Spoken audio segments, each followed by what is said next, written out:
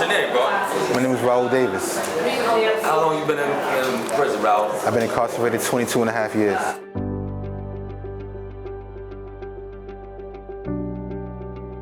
My name is Andre John Hope. I've been in prison for 19 years. My name is Jake Winters, and I'm a graduate of Potsdam University. I'm excited to see the response from our graduates. I think that this may be one of the first times that they've been celebrated in a long time, if ever. I really think that there's a lot of importance to them recognizing that what they just achieved is something that they did. Our college professors do not water this curriculum down at all. They just completed the mandatory requirements for an associate's degree, and HCCC is very proud of their institution. They do not hand these out. And I've really tried to reinforce with them the importance of recognizing that they earned this. This is not something that was given to them. My name is Suzanne Smith, and I'm very proud to be the 18th president of SUNY Potsdam. One of the things that excited me about this presidency was having a program like this. SUNY Potsdam has a mission to be sure that everyone in the state of New York that wants an education has that opportunity. Every person is a human, and it's important to me that people feel respected, that I can build trust in that way, and I want them to know that I hear them and I see them and I respect them for who they are. To have the ability to have critical thinking and encounter your professors and what they're thinking about and changing your perspectives, and then that of your peers in the classroom, I think that helps the evolution and allows for them to then problem solve in ways that they never imagined. New York is one of the few states that actually allow formerly incarcerated back in to give back to the population and really serve those and guide them as credible messengers to show what the benefits of higher education and programs can really achieve and have their successes in the community. And people at SUNY Potsdam and SUNY as a whole come together to support this population. It really gives the population hope. I first became involved in higher education and prison work when I was serving in the Obama administration, first as Deputy Secretary of Education and then as United States Secretary of Education, launching the Second Chance Pell program. The Second Chance Pell initiative really grew out of President Obama's My Brother's Keeper initiative, which was focused on trying to improve outcomes for boys and young men of color. And one of the things that emerged very quickly was the issue of the Pell ban and the fact that in '94, as part of the crime bill, access to Pell Grants for folks who are incarcerated had been banned. And it was terrible public policy then, but the evidence built up over many years showed how bad a public policy it is.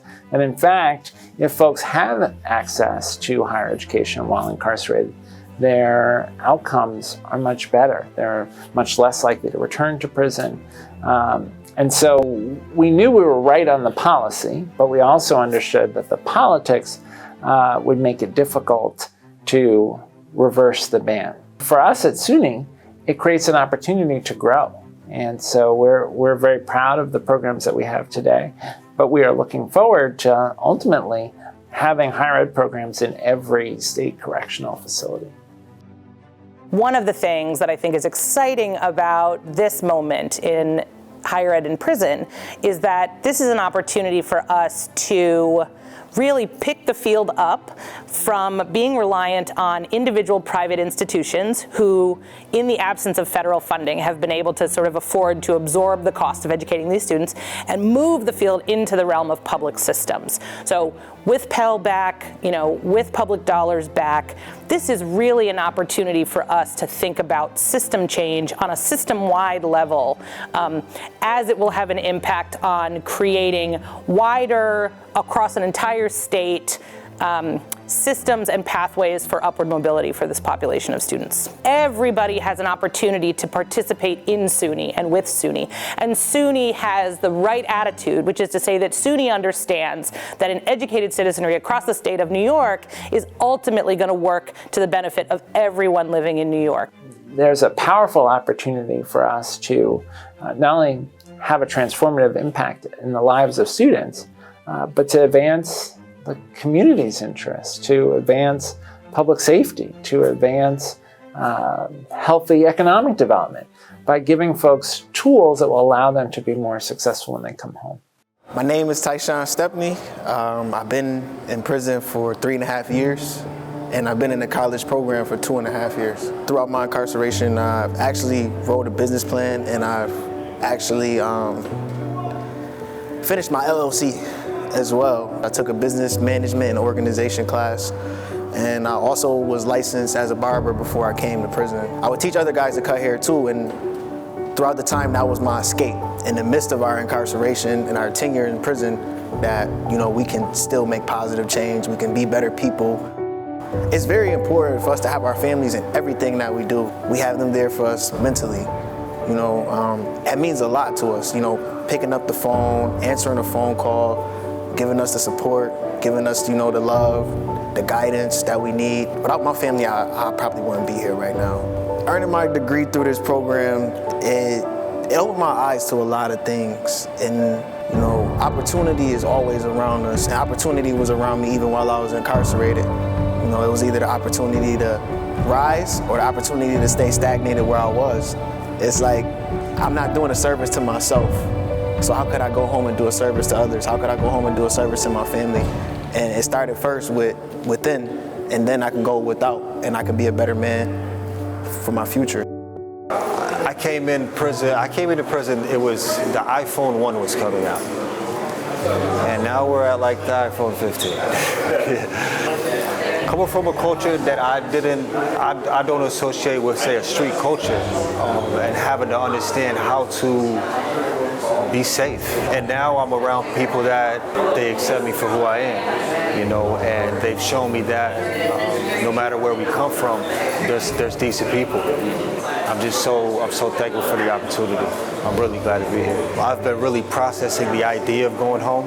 This experience has shown me that I really need to change and keep growing. To show everybody that I'm changing. And I will do better. My experience as a student, how it influenced me being a teacher, as an elder prisoner. Basically, it allows me to have the experience to know what people's going through. And I came to Riverview to complete my bachelor's. My identity as a student has given me more confidence, more self-confidence to approach anything in life and know that, you know, it's a process towards achieving that. Education is something that I hope will help me get employed.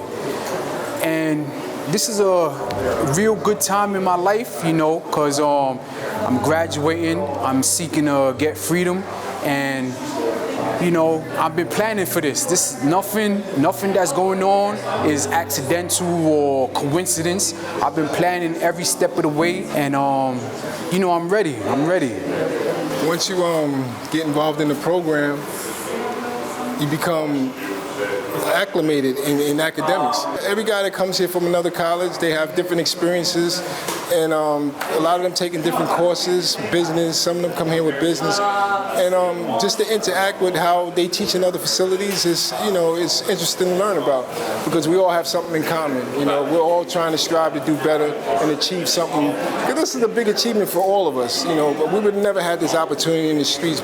Many of us wouldn't have, but it's a big achievement, you know, and after 30-something years in prison, it's like, I feel like I achieved a lot, and I'm still standing on my feet. But the most important part is like the compassion, the desire to see somebody grow too, to reach a certain level, bring themselves, you know, to a place where they want to be. It just gives me the opportunity to help others, because that's important.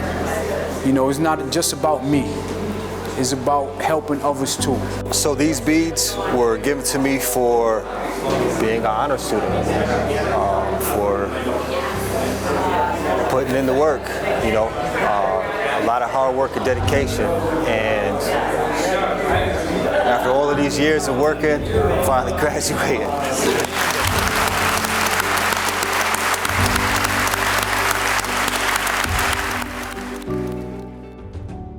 Just for anyone that is looking at this or paying this any attention whatsoever, do not allow yourself to feel as though one bad choice is it. You can become anything that you want to be. You can do anything you want to do. You just have to believe in yourself. No matter where you are, whether it's the darkest cave whether it's prison, the light is yours.